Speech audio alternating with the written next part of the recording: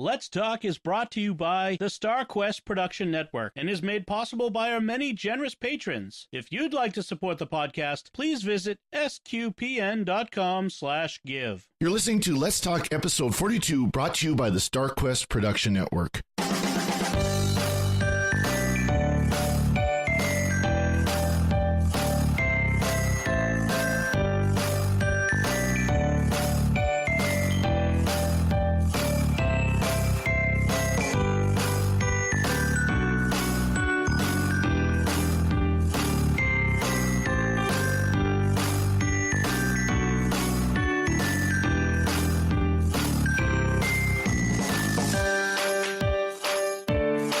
Howdy, y'all. Father Corey Stika. Welcome to Let's Talk, our weekly SQPN community podcast. And of course, this is episode 42, which is the answer to the ultimate question of life, the universe, and everything.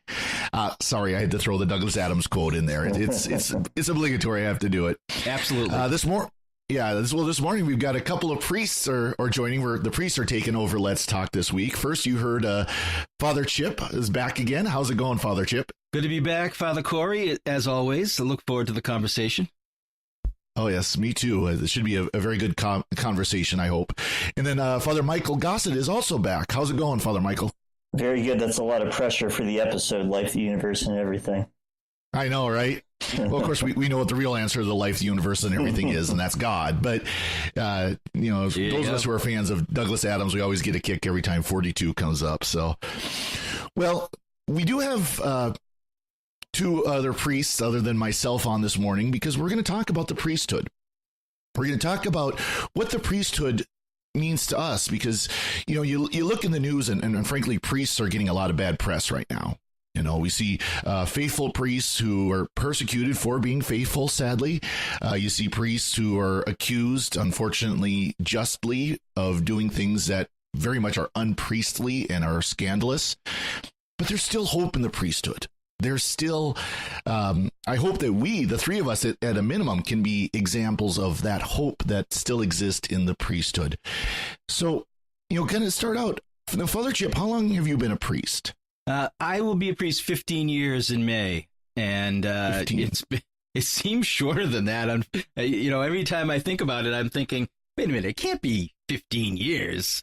Seems like yesterday to me. Yeah. How about you, Father Michael? How long have you been a priest? It'll be 8 years in May, so a little bit less, but 8 years, yeah. Yep, and I'm kind of in the middle. I'm going to be 11 in June. 11 years a priest in June. So we're kind of about the same length of time as a priest. We've been priests long enough that we've got some experience that we've seen things, both good and bad. Right. But we're not the 40-year-old Monsignor that runs the parish even if he's not the pastor, things like that. We're the working priests. We're the ones who are actually in the trenches. To begin with, Father Michael, why don't you talk about what led you to be a priest? Sure. Well, I grew up Catholic, a cradle Catholic from Steubenville, Ohio, and it was definitely a huge part of what my family did. I can't think of missing Mass more than once for some reason, or and my mom every night saying, say your prayers before you go to bed. So that was really a big part of my life right from the beginning, without even questioning it. I went to Catholic grade school, Catholic high school, and I didn't really consider the priesthood in any serious way until I was in college. I never really doubted my faith. It was just something that was it was like being Polish or being Italian or something that it's just part of your life. And sure. When I went to college, I went to a Methodist college in Ohio, and all of a sudden had all these friends who were Christians who weren't Catholic, and they had lots of questions for me. Catholicism to them was like fish fries and bingo, and maybe that's not totally inaccurate. No, that's not totally inaccurate. Yeah, that's right. It's right up there anyway. Yeah, and so it was foreign to them. A lot of them were Methodists, a lot of them were non-denominational. So we would get in these great conversations. We were in Bible studies together. I played drums for different praise and worship and things like that. Nice. And so really got to express my faith in a new way and made these great friends who encouraged me on to pray more. But it also made me discover my Catholicism in a new way. My roommate was Catholic, and together we just kind of dove in even more, there was a Newman group on campus. We had mass on campus every week, and started going to adoration eventually. And it kind of all culminated. I had gone to college to study journalism and to be in the marching band. That was my other criteria for college. But we went to the March for Life my junior year, and that was the first time I'd ever gone. And the whole thing just made me happy to be Catholic. It sort of blew me away. The vigil mass the night before, it was the only time I've ever sat in a pew at that mass and kind of got to see what was going on. And then the actual march that day, to see so many priests and religious really struck me. And I came home kind of with this inkling in my head that this was telling me something.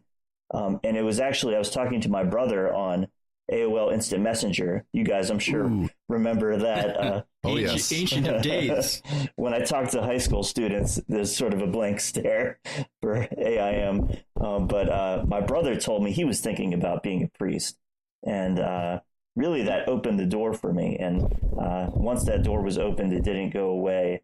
And so when I was graduating from college, I went right into seminary. And my brother's a priest for the diocese as well. Now he was ordained a few years later.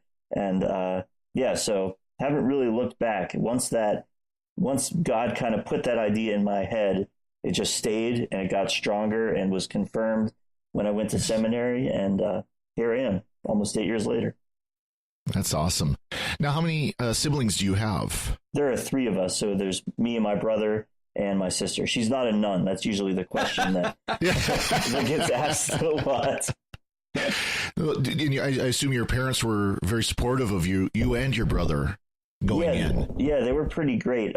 There was definitely the understanding, you can go to seminary, we support you. If you don't feel like this is for you, come home, it's okay. And that's a really liberating thing. There was absolute support, but there was no pressure of feeling like we were going to be a disappointment if either of us decided we weren't supposed to be doing this.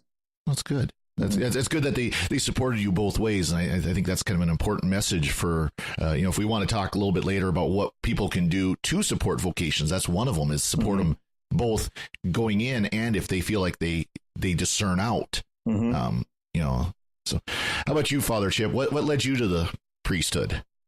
Well, it was a long road. I felt the call to the priesthood when I was younger. My family went to mass every week as well. I wasn't a Catholic school kid, but I did go to mass every week with my parents and my brothers. So I was confirmed at 12, and the priest asked me at 12 to be a Eucharistic minister. And I said, what now? And he said, yeah, you're tall enough, and because I was tall for my age, and he's like, you're tall enough, people won't know the difference, they'll think you're a man. I said, yeah, if you say so. So I did it, and he encouraged me along the lines of my faith, and I ended up in the youth group, as most kids do. That are kind of active in their church, and the adult leaders there were very, very good, very faithful Catholics who, gave us fun activities, but gave us, worship activities too. And this kind of drew me closer to the church. But like I'm sure a lot of kids, unlike Father Michael, who seems to have been so close to the church his whole life, I drifted away in college, and I didn't really give it a thought. I thought about getting married. I dated, and I had some girlfriends in college, and I just, went about my business. I graduated, and I went into the work world here in Boston, where I am, and I worked for some real estate companies and stuff. Well, anyway, I got sick, and I had this really kind of tough infection in my lower leg.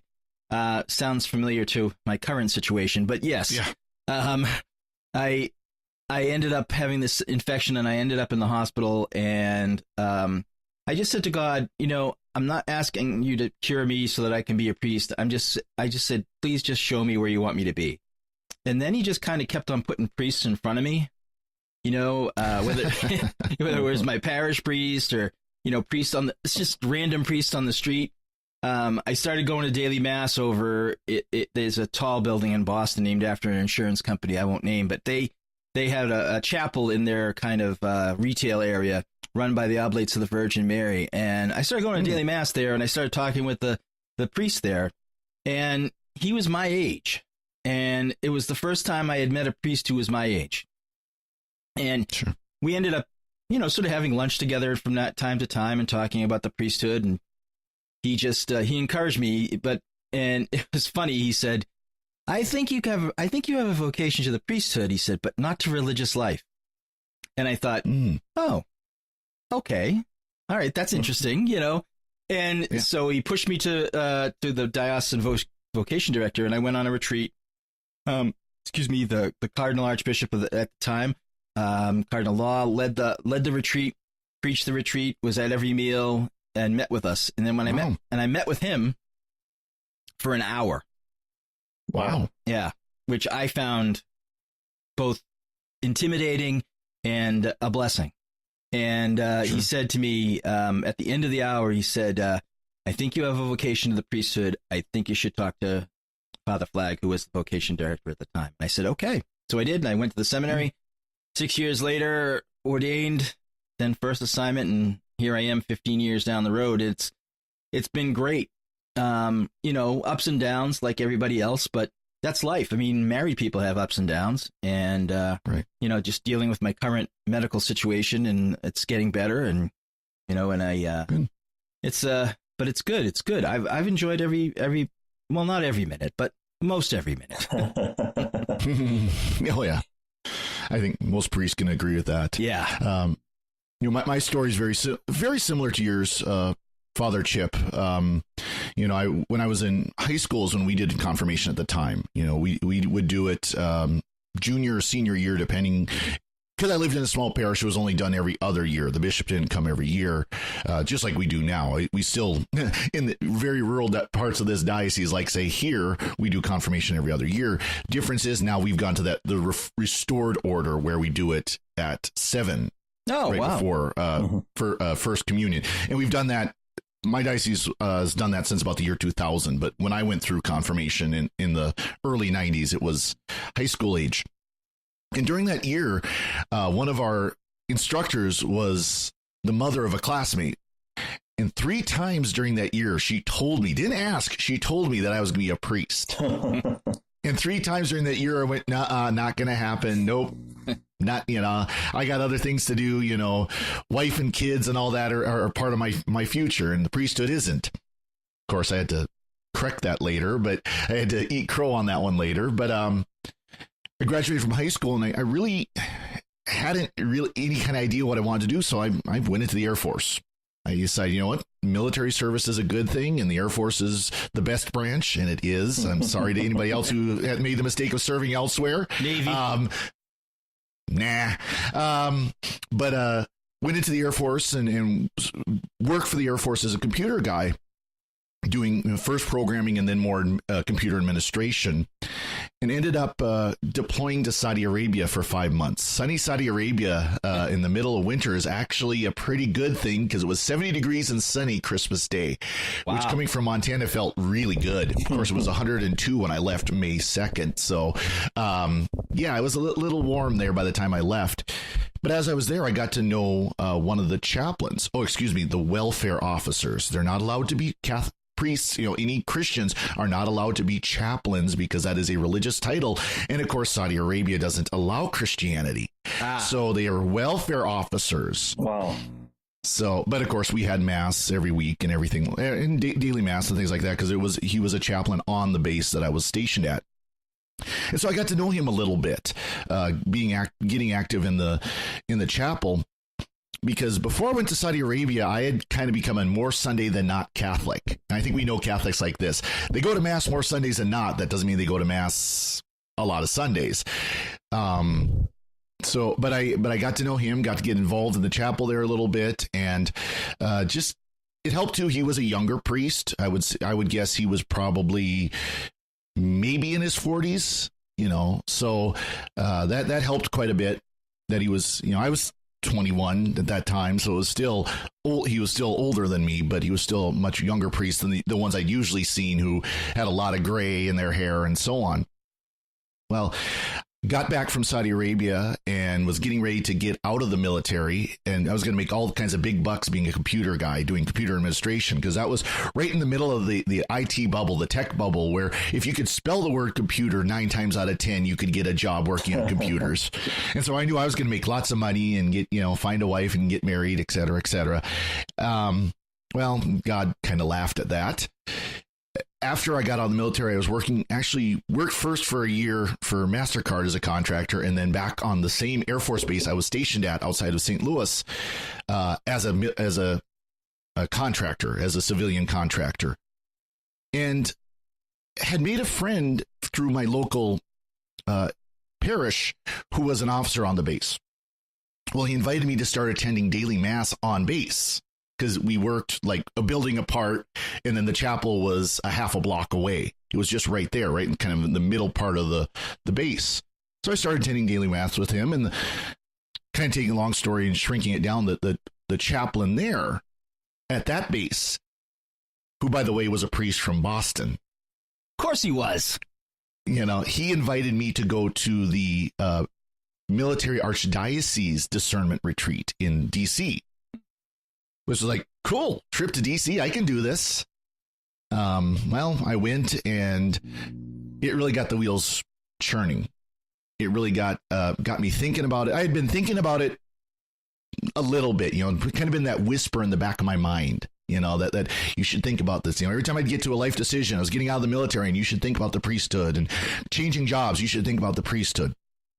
Well, eventually I started following up on it. Anonymously, of course, because by this time the internet was out, and you can find all kinds of great information on the internet without people actually knowing you're looking. Especially back then, before the time of Facebook, tracking you on everything. But eventually, I took the step and got a hold of my then vocation director for this diocese. I was still living in Southern Illinois, outside of St. Louis, but I knew if I was going to be a priest, I was going to be a priest for Montana. I'm from Montana. This is where I feel home. And so I get a hold of him, and I come home to visit my parents one time for Christmas, and I go down to Billings and meet him and visit with him. And next thing I know, by that fall, the fall of 2000, I'm entering the seminary. Now, I didn't have a college degree, so I had to do the 8 years. I had to do 4 years of college seminary and then go on to the theology studies, which I think was a wonderful experience, because I had that much more formation, that much more time to prepare myself and to think about it. My first year at college seminary, I kept looking at the job search websites for computer jobs. I figured, if nothing else, if this doesn't work, I could go anywhere in the country I want to go. If I want to go to Houston, Texas, I can go to Houston, Texas. If I want to go to Florida, if I want to go to Boston, wherever, I can go anywhere, because I've already basically packed up and moved once. I can do that again. But I kept with it, and through discernment and study and everything, it became more and more clear that this is where God wants me and where I need to go. And so 2008, I was ordained, and it's been quite the adventure since. Father Chip, you mentioned in the beginning, the 15 years seems like it's a blink of an eye, and I kind of joke sometimes my 10 going on 11 years, it's been that fast, and sometimes I can count every minute of that 11 years. I know. I do you remember who the priest was in the Air Force, what his name was? Do you remember his name from Boston? I don't. I wish I did. I'll have to go back. I wish you did too. I'd love to know who that guy was, because that was great. I just happened to remember that he was from Boston originally, for whatever reason. Sure. And Michael, I gotta ask you a question. I've been wondering about this since you started talking. you grew up in Steubenville, Ohio. How heck did you not end up at Franciscan University? Well, I spent a lot of time there. I cleaned a lot of their bathrooms in the summer in high school. My mom works in the library there. 25 years this year, so she's been there for a long time. And it very much felt like I needed to go away for college. It was where I was. Yeah. I feel like I really discovered Franciscan after the fact, coming back for festivals of praise and going up there to pray and things like that. And now I took a class there, so I kind of went to school there. I think if you take one class, they consider you, every university considers you an alumni. So, yeah, I think which means they can send you the recruitment. That's right. They can send you a request for money. Yeah, that's exactly right. So are you a priest for the Steubenville diocese then? I am, yeah. Okay, that's interesting. Yeah, in the Steubenville diocese, it's kind of associated with Franciscan, but it goes 4 hours south of here, so it's a big chunk of Ohio. Yeah. Sure. Yeah. Yeah, Ohio's got quite a bit of rural area too that's out there. So. Yeah, I lived in Ohio for a year when I was a kid. My dad took a job in Columbus, and we lived in a place called Westerville. And I've been there, yeah. Yeah, just a little north, I think. Yeah, a little north of Columbus, and I think they had a Methodist school there. Otterbein, I think it was. So interesting. It's such a big place, such a big state. It's such a wonderful place too. I love Ohio. So I root for Ohio. I root for Ohio State, by the way, just so you know. Okay. Yeah. There you go. I don't know. Compared to Montana, every state is small, other than like Texas and Alaska. But that's true. No, that's true. But especially when you both look back at your priesthood to date, and again, all three of us are priests where we've got some experience. We're not just fresh out of the seminary. The oil isn't still wet on our hands, as we commonly will say. What are some of the joys that you've experienced as priests? Father Michael, why don't you go first? What are some of the things that you've seen and experienced as a priest that really has helped you say, this is why I became a priest? Yeah, it's good to look for those moments that are kind of like, oh yeah, this is the reason.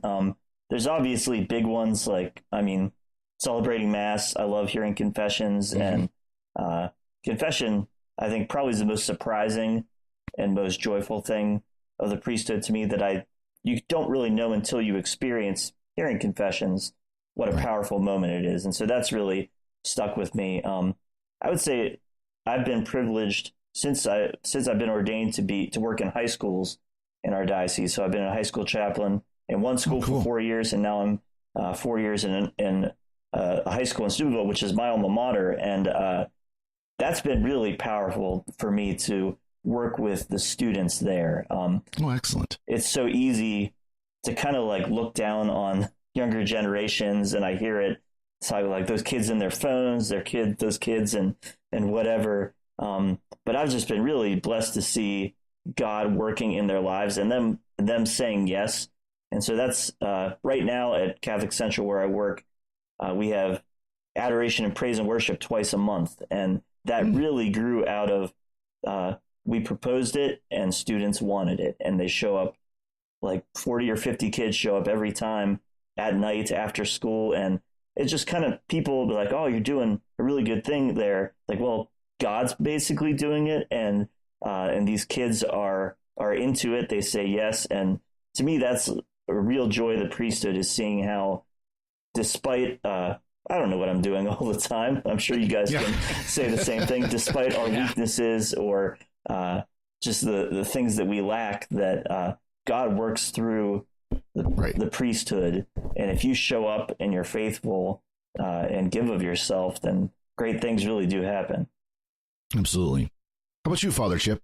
Well, I hate to be an echo chamber, but obviously the sacraments are the most joyous things for me. I love celebrating the Eucharist. I love hearing confessions. I like, as sad as it is, I like being there for families at funerals and the occasional wedding is usually a source of joy. Baptisms you can't beat because everybody there is just so happy, and and the babies are just so ready for life. They you look at them and you're like, oh my God, they have all their lives ahead of them, Yep. And so I get a kick out of that stuff, and it's what brings me the joy. I mean, I was a pastor for 10 years, and that was a lot of administrative work that I really, really, really, and I can't stress this enough, really hated. And so, but every time I had an opportunity to do something priestly, my day would pick up and my joy would be more complete. And it was just those opportunities to be with families. Those are really the moments that I enjoy the most. I mean, I think if you don't enjoy being with families and if you don't enjoy celebrating the sacraments, then something's wrong. I mean, to me, that's a sign of something wrong. And I really that's the part I love. I'm a little jealous of Father Michael. I would have loved as a young priest to have been working with high school kids and thinking, being able to sort of affect, change and, work for vocations and everything. I think that would have been something else, but God had other plans, and so did my bishop. So, but I think those moments are just, they're the best. And I think that's what I like the most. And I'm in a parish now where I'm sort of in recovery mode for my current illness and injuries. And it's a great place with a great pastor who's let me do as much or as little as I can. They have an adoration chapel, 24 hours a day, adoration chapel. It's a great place. Wonderful people. The people are faithful.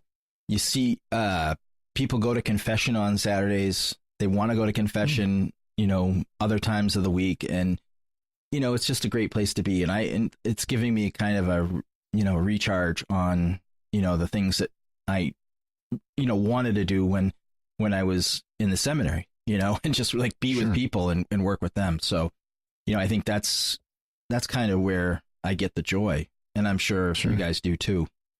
Oh, absolutely. I think all three of us basically, we became priests because we want to celebrate the sacraments. We want to serve Christ. We want to be with his people.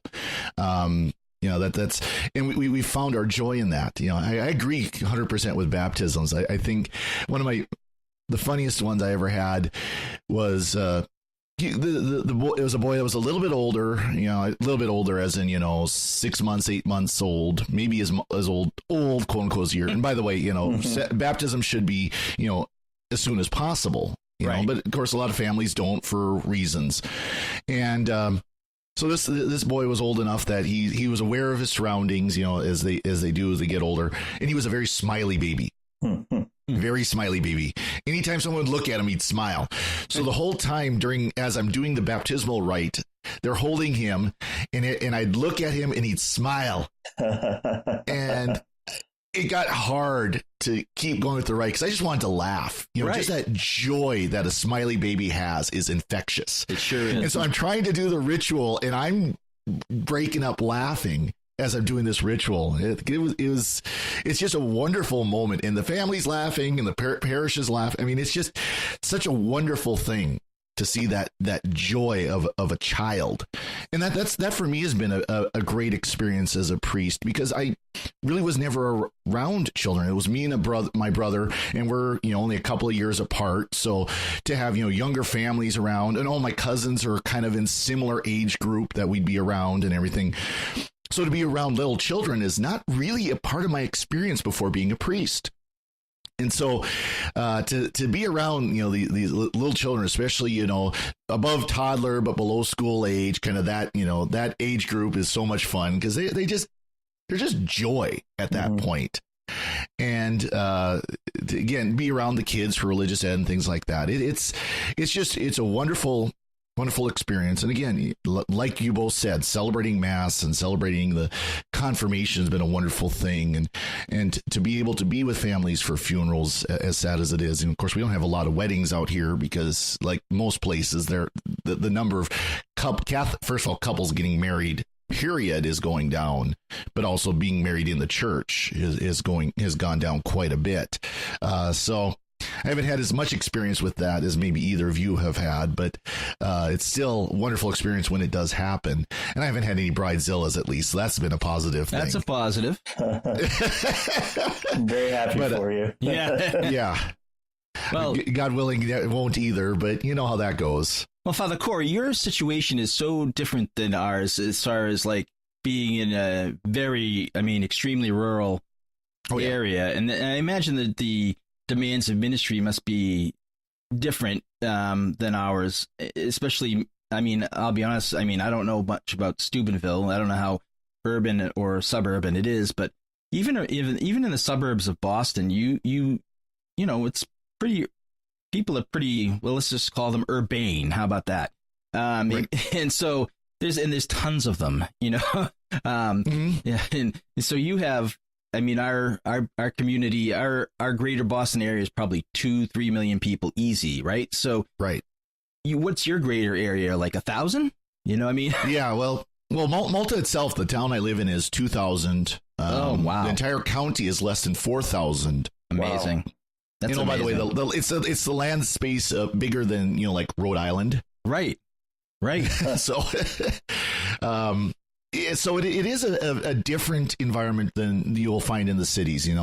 For better or worse, you really can't hide in a small town like this. Mm-hmm. You're going to run into parishioners. I always comment in the big cities. Yeah, even Billings, which is 100,000 people, I have a feeling if a priest really wanted to, he could hide. Right. No one would know that he's a priest, except for maybe the occasional parishioner you might run into at the grocery store or something like that. But here in these smaller towns like Malta, oh no, they know you're a priest. Most people know that you're a priest, and that's good. Obviously, yep. If you're if you're a good witness, because then your parishioners see you on a regular basis as that good witness. But it's also difficult because here's kind of a news flash. There are conflicts in parishes. Oh, no. And sometimes the priest is in the middle of it. And when you have that parishioner that maybe you're having difficulty with at that particular moment in time, yeah, you suddenly do see them at the grocery store and at the restaurant and here and there, and you can't really hide from them sometimes, So yeah, that does make it a challenge. That's really interesting because you probably know there's definitely the temptation sometimes I just want to be, I just want to be anonymous. I just want to go off, relax, do whatever it is, but you're never off. And I find myself, maybe you can empathize with this. I make eye contact with people walking down the street because I wear clerical attire and smile at people and things like that. But then I find myself doing it even if I'm not dressed as a priest, and people just think you're a weirdo. Yeah. You mean you're not walking through this busy suburban area or urban area with your head down where no one can see what you're looking at? Yeah, right. That's great. Yeah, I wish. Even here, it's hard to if you're the pastor, it can be of a parish up here. It's hard to hide in towns. You really can't. Even if you want to, you can't. It's people just know who you are. And I gotta say, that's a funny first experience of, when you're first ordained and you're in a parish and you're there for a year, and then you go to a restaurant and someone recognizes you, even though you're in civilian clothes, so to speak. Yep. And you're like, really? They recognized me? I thought I was hiding in plain sight. Yeah, exactly. And then you realize, oh, well, let's skip that second glass of wine. That way they won't be saying anything about me, because, you got to be careful. You got to, you can't, your life is not your own. And, so you're always a witness, even when you're out with your friends having a glass of wine and a steak. Mm-hmm. Yeah, absolutely. I think that could be the motto of the priesthood is your life is not your own. Yeah, exactly. It really is. We did not, I can't speak for either of you, but I know for myself, I didn't become a priest to make myself rich and famous. That's for sure. No. If you've ever looked at the salaries of priests, there is no rich involved. And there seems to be a real danger when you do get into those things for a priest. Yeah. Exactly. Yeah. You know, there's so much. I'm sure we could all name priests who have fallen because they've gotten into that position of fame or have led people astray. You know, and obviously we're not here to name names. It's something to be a priest is to recognize with humility that we don't serve ourselves, and it is a danger of the priesthood. You know, because you do get the little old ladies. Oh, Father, you're so wonderful. Here's a plate of cookies. You know, Father, you're so wonderful. And you know, and you also get the little old ladies that, Father, you need to leave. You know, yeah. And sometimes they're not little old ladies. Sometimes they're middle-aged men who just want you to leave. Get out. Yeah. They think they can, like they think they can do a better job than you. Have you had that experience yet? Oh yeah. Yeah. And you know, in some cases they probably can. That's the funny part. I know. You know, but it's like any other thing involving humans. You know, there's going to be ups and downs, positives and negatives. There's, you know, we've got our skills, we've got our gifts. You know, one thing I've discovered over the past couple of years is bookkeeping is not one of mine. Yeah. I can keep the bills paid, but that's about as far as it goes. But there are other things that we have, you know, the ability to reach out to people, the ability to be there with people at their moments of joy and their moments of sorrows. And of course, there's politics and all that kind of stuff. And, you know, the priesthood is a very varied lifestyle. Let's put it that way. I think that's an enjoyable part of it, is that you don't necessarily know what to expect from day to day, and exactly, it's never really sort of a drudgery that there's always, because it is very much about people, and you're dealing with what they're going through and kind of walking through their lives with them. And for me, that's what it keeps it not just like a fruitful ministry, but it's what makes it humanly interesting, that you're not, you're not just kind of like pushing a button because it needs to be pushed. Right. You're walking with people in their concrete situations.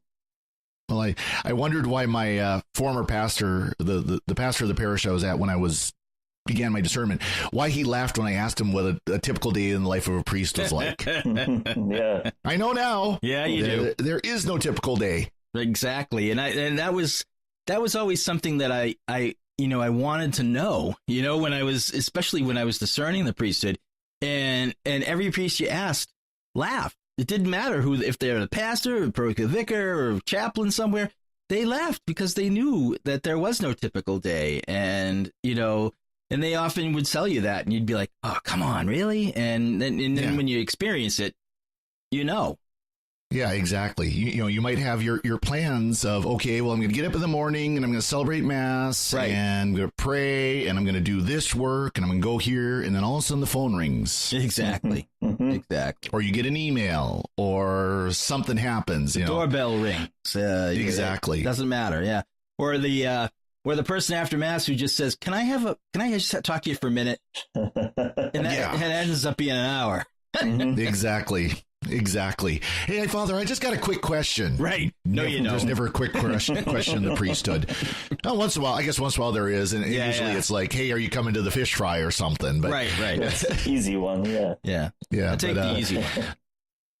So if you guys, and I'm sure you guys have talked to people who are discerning, how would you, what would be your elevator pitch? That elevator pitch, if you've got 30 seconds to a minute to describe what the priesthood is about. Father Chip, what would you give as your elevator pitch? I would just say, if you love serving God and you love people and you love the Eucharist, then I think this is something that you can definitely do. And that's how I guess in 30 seconds, if I have that short a period of time, that's what I would say. Sure. How about you, Father Michael? I'm our vocation director for our diocese, so I find myself doing this a lot. But there you go. So you got it down pat. You're perfect when they ask. But for me, it's very much if you want to live like Jesus, in that you're laying down your life for people in many different ways, and we're not out looking for already done saints. Priests are real people who are in the process of becoming holy, and if that's the way that God wants to do it for you, you can do it. It is a possible thing. Oh, Amen. Very good.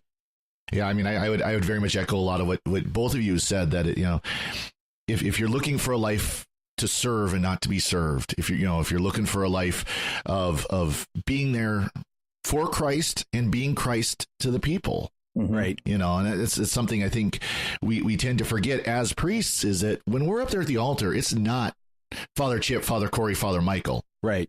It's Christ. We are serving in His place. When we are there with the sacrament of confession, we're there in His place. It's not us. And that is one of the falls that priests can get into, is it becomes more about the priest than it does about Christ, and so it's good for us to be reminded of that as well. We need that reminder on a regular basis that it's not about us. Is there anything else either of you would like to share about the priesthood? I think a big thing, the priesthood seems so mysterious to people on the outside of it, whether they are discerning it or just parishioners, that they don't know what you do all day. They don't know kind of how you spend your life, but it's not so different from marriage in a lot of ways, in that you're focused on others. And just like marriage can be hard, the priesthood can be hard, but it can be really joyful when you pour yourself out that way for other people. And I'm always surprised at the shock. Like if I go to a movie or I'm at a restaurant, like, oh, Father, you're here. Yeah. Yeah. Do that once in a while. Priesthood people, and they do things. And it's, especially if you feel like that's a call, as the stories both of you guys told, that go talk to a priest. Don't be afraid to ask them what it's like. And if it's something that's worthwhile for them, that's a very huge way of seeing, maybe this is something for me. Right. Yeah. I mean, I echo that. And I think that, it is important I think it's great when people kind of see me at the movies or at the supermarket or something like that, because they see that your life is like theirs. And I think the more we can show people that our lives are like theirs, it's a good thing. I mean, is it exactly like theirs? Obviously not. But, we, like Father Michael said, it's a vocation. And so you have, there are similarities. And if you think you'd be a good father and a good husband, then you might be a good priest too. And I think that's, you just need to search it, discern it, and figure it out. Right. And I guess that's what I'd say to a young man, if I had a little bit more time than 30 seconds. Well, I mean, I agree with all of that. One thing I was thinking too is just to ask our parishioners, ask those we deal with on a daily basis, have patience with us. Right. We are human as well. We have our sins, we have our failings, again, so many sins of the priesthood are in display when we look in the papers, especially Boston scandals and all that, movies made about it and all that. But we all have our small sins too. We all have our failings. We all have our times when we're just not on, when we say something or do something we know later, we look back and go, I shouldn't have done that. I probably just hurt that person because of my actions. And again, it can be big or small. Have patience with us. Pray for us. We need it. My pick this week is going to be something related to that for praying for priests, and we need prayers. Your pastor needs prayers. Your bishop, who is a priest, our bishops are priests first. They need prayers. We need those of us who you hear on SQPN and other podcasts and other media forums. We need prayers that we'll be faithful servants of Christ and faithful servants of His people. So pray for us. That's kind of how I would close off. Well, very good and good discussion. And obviously, there's more we could talk about for the priesthood. Like I said, we could talk for hours about this wonderful, difficult, challenging, glorious ministry that we all share in. We could, but at this time, I'd like to take a quick break to thank everyone once again for listening to Let's Talk and all the other SQPN podcasts. We put these on because, first of all, because we enjoy talking, we enjoy sharing these things we talk about, whether it is Doctor Who and Star Trek, or technology in the case of Secrets of Technology, or again, Let's Talk, whatever, anything and everything we can share, and we hope that you're enjoying them as well. If you are enjoying them, please do like and subscribe to our podcast, the SQPN Facebook page, or the SQPN YouTube channel if you're listening to us that way. Of course, you can give us reviews and ratings on iTunes. The higher the rating, the better, of course. If you really like what we're doing, give us 5 stars and leave a comment why you enjoy what we're doing. That helps us to get our message out to the world, because we are here as not just myself as a priest, but the entire SQPN community is here to share the gospel while in conversation with the culture. And your comments and your ratings help us do that by getting our message out to a wider audience. Obviously, you can share our actual shows. If you like this show, please share it on Facebook and so on. You can also help our SQPN mission by supporting us through Patreon. Giving us some money each month to keep our work going, because of course we are a nonprofit, and most of our work is done by volunteers, but we still have money that we have to pay for bills to keep things running. This week, I'd like to thank some of those who have supported us through Patreon: Robert H., Daniel W., Harry R., Johnny S., and Layla L. Thank you, and thank all of our Patreons for your support keeping this going. We also need other volunteers. We need people to help us with our audio editing, as I do with Let's Talk, and Dom does with pretty much every other podcast we do. Volunteers to help post things on our website and so on, and other forms of volunteer. Please contact Dom, or you can email letstalk@sqpn.com if you're interested in helping with that. Especially audio edit, people to edit our podcast is of great need. If you're familiar with Adobe Audition, it would help a lot to just a couple hours a week to help us get these shows edited. So thank you again to those who support us, and thank you for those who are interested in helping with volunteering to keep our mission going. So now we're going to switch over to our pick of the week. Every week we choose, for those who haven't listened to Let's Talk, every week we choose something to share as part of our to share with the community. So, Father Chip, what would you like to share this week? I'd like to share an upcoming television event on the History Channel called Jesus, His Life. I did a review of the first episode told through the eyes of Joseph for CatholicDigest.com. And that series is coming up, I believe, the end of this month on the History Channel.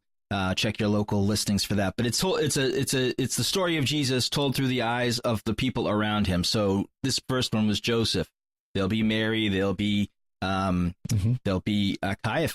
There'll be Peter. Right. There'll be John the Baptist, and so on. And so they'll continue to show the life of Jesus through that. Now, that being said, there are people that work on this show or in this show who are sort of weirdly seeming secular biblical scholars.